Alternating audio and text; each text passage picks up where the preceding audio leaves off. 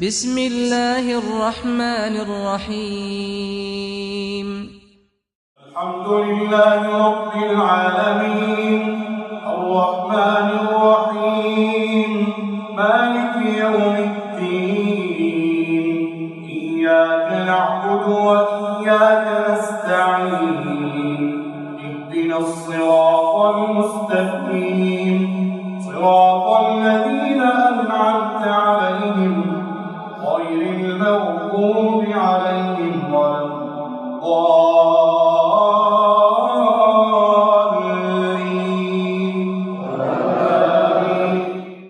بسم اللہ الرحمن الرحیم الحمد للہ والصلاة والسلام علی رسول اللہ وبعد. معزز سامعین کرام، آپ نے سورہ فاتحہ سے متعلق 2 آیتیں سن چکے ہیں. اب میں تیسری آیت وہ پڑھتا ہوں اور اس کے بارے میں اس کی تشریح پیش کرتا ہوں. اللہ تعالیٰ قرآن پاک میں فرماتے ہیں وَإِذَا قُرِئَ الْقُرْآنُ فَاسْتَمِعُوا لَهُ وَأَنصِتُوا لَعَلَّكُمْ تُرْحَمُونَ. جب قرآن پڑھا جائے تو اس کی طرف کان لگا دیا کرو اور خاموش رہا کرو، امید ہے کہ تم پہ رحمت ہو. سورہ اعراف آیت نمبر 204. یہ ان لوگوں کی بہت بڑی دلیل ہے جو سورہ فاتحہ کو جہری نماز میں امام کے پیچھے پڑھنے سے منع کرتے ہیں، جبکہ بات یہ نہیں ہے. حقیقت میں یہ آیت مکی ہے، یہ مکہ میں نازل ہوئی ہے، اور یہ کافروں کا اس میں رد ہے. کافر یہ کہا کرتے تھے وقال الذين كفروا لا تسمعوا لهذا القرآن والغوا فيه لعلكم تغلبون. اور کافروں نے کہا لا تسمعوا لهذا القرآن، اس قرآن کو مت سنو، والغوا فيه، اس میں شور شرابہ کرو، لعلكم تغلبون، تاکہ تم غالب آ جاؤ مسلمانوں پر، یعنی تاکہ تم غالب آ جاؤ. تو رب العالمین نے ان کی اس بات کا جواب دیا. اب دیکھیے بالکل پوائنٹ ٹو پوائنٹ جواب آ رہا ہے. وقال الذین کفروا، اور کافروں نے کہا لا تسمعوا، مت سنو. اللہ نے کیا کہا وَإِذَا قُرِئَ الْقُرْآنُ فَاسْتَمِعُوا لَهُ، اللہ نے کہا تم غور سے سنو، استمع، غور سے سنو. انہوں نے کہا لا تسمعوا، اللہ نے کہا استمعوا. پھر انہوں نے کہا کہ وَالْغَوْا فِيهِ، اس میں شور کرو. اللہ رب العالمین فرماتے ہیں وَأَنصِتُوا، خاموش رہو. انہوں نے کہا لَعَلَّكُمْ تَغْلِبُونَ، تاکہ تم غالب آ جاؤ. اللہ نے فرمایا لَعَلَّكُمْ تُرْحَمُونَ. یہ کافروں کے ایک اعتراض تھا، یا ایک ان کا ایک پلاننگ تھی قرآن کو روکنے کے لیے، شور شرابہ کرنے کے لیے. تو اللہ تعالیٰ نے اس کا جواب دیا.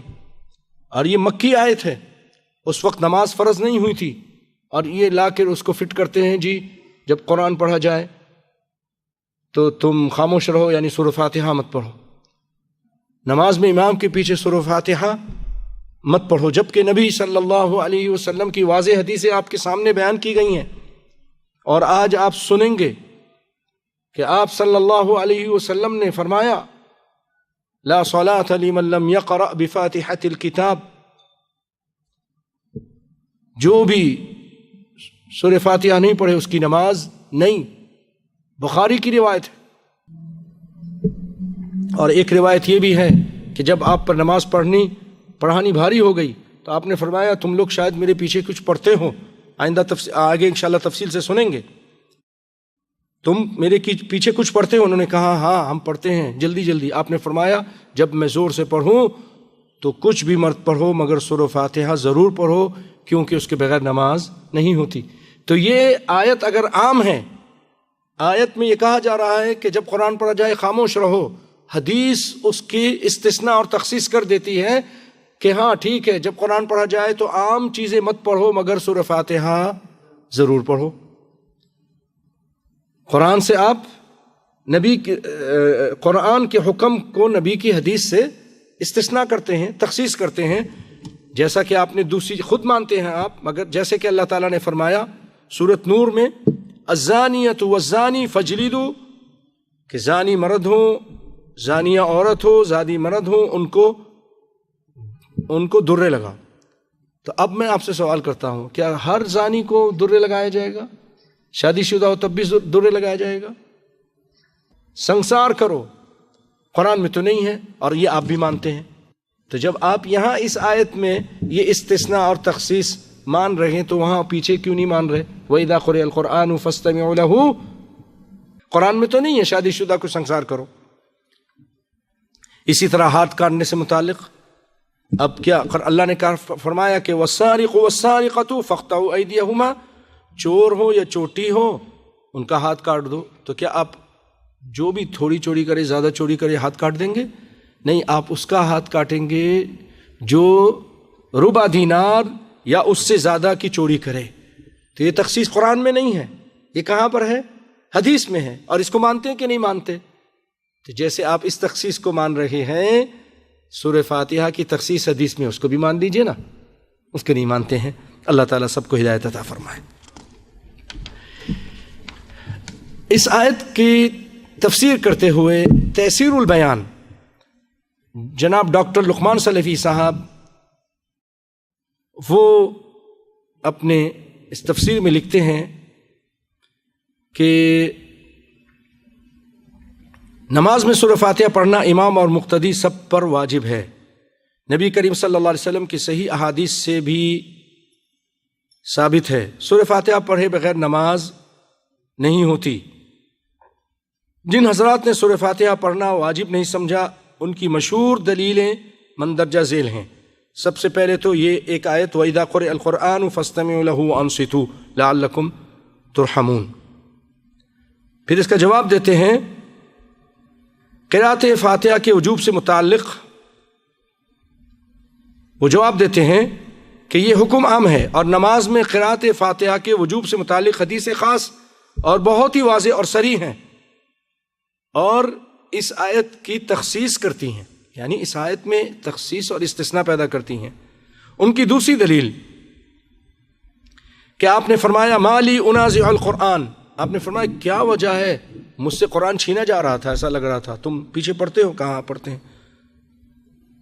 تو اسی حدیث میں جو یہ پیش کرتے ہیں نا کہ بھئی سورہ فاتحہ پڑھنے کی وجہ سے نبی سے قرآن چھینا جا رہا تھا، تو آپ نے کیا فرمایا؟ اسی حدیث میں جواب ہے، آپ نے فرمایا تم کچھ مت پڑھو مگر سورہ فاتحہ ضرور پڑھو۔ جب میں قرآن پڑھوں تو تم کچھ مت پڑھو، لا تفعلوا الا بام القرآن فانه لا صلاة لمن لم يقرأ بها، ابو داؤد، ترمذی و نسائی۔ تیسری دلیل ان کی یہ ہے کہ من کان له امام فقراءة الامام له قراءة، یعنی اگر کوئی شخص امام کے پیچھے نماز پڑھ رہا ہو تو امام کی قرأت اس کی قرأت ہوگی۔ اس کا جواب یہ دلیل ہے، وہ کہتے ہیں بس امام جو قرأت کر رہا ہے وہی مقتدی کی قرأت ہو جائے گی، امام فاتحہ پڑھ رہا ہے مقتدی کے لیے بھی کافی ہے وہی فاتحہ، مقتدی کو پڑھنے کی ضرورت نہیں۔ جی، اگر وہ اس سے دلیل لیتے ہیں کہ اگر امام قرآن پڑھ رہا ہے تو اس کی قرأت تمہارے لیے کافی ہے، تم کو پڑھنے کی ضرورت نہیں، وہ سورہ فاتحہ پڑھ رہا ہے تم خاموش رہو، تم کو پڑھنے کی ضرورت نہیں، وہ کوئی اور چیز پڑھ رہا ہے تم مت پڑھو، یہ دلیل ہے، یہ ان کی بہت بڑی دلیل ہے۔ لیکن یاد رکھیے کہ اس حدیث میں محدثین کا کلام ہے، وجوب قرأت فاتحہ والی حدیث صحیح حدیث کے ہوتے ہوئے یہ قابل قبول نہیں، لیکن اس کا بہترین جواب یہ ہے کہ وجوب قرأت والی حدیثیں اس کی تخصیص کرتی ہیں، یعنی جہری نمازوں میں سورہ فاتحہ کی قرأت کے بعد امام کی قرأت تمہارے قرأت ہوگی، یعنی جب امام زور سے پڑھ رہا ہے تو سورہ فاتحہ تو پڑھو اور کچھ مت پڑھو، کیونکہ تمہاری طرف سے بھی ہو جائے گی، تم کو اور باقی تلاوت پڑھنے کی ضرورت نہیں، قرآن پاکی پڑھنے کی نماز میں ضرورت نہیں امام کے پیچھے، ہاں سورہ فاتحہ ضرور پڑھو۔ تو دونوں حدیث پہ عمل ہو جائے گا، اس حدیث پہ بھی کہ امام کی قرأت، جس کا کوئی امام ہے اس کی قرأت لوگوں کے لیے قرأت ہے تو ٹھیک ہے، اس کی جو سورہ فاتحہ کے علاوہ قرأت ہے وہ لوگوں کے لیے ہو جائے گی سورہ فاتحہ کیا پڑھنے کا آپ نے حکم دیا ہے اور آپ پر قرآن اترا ہے۔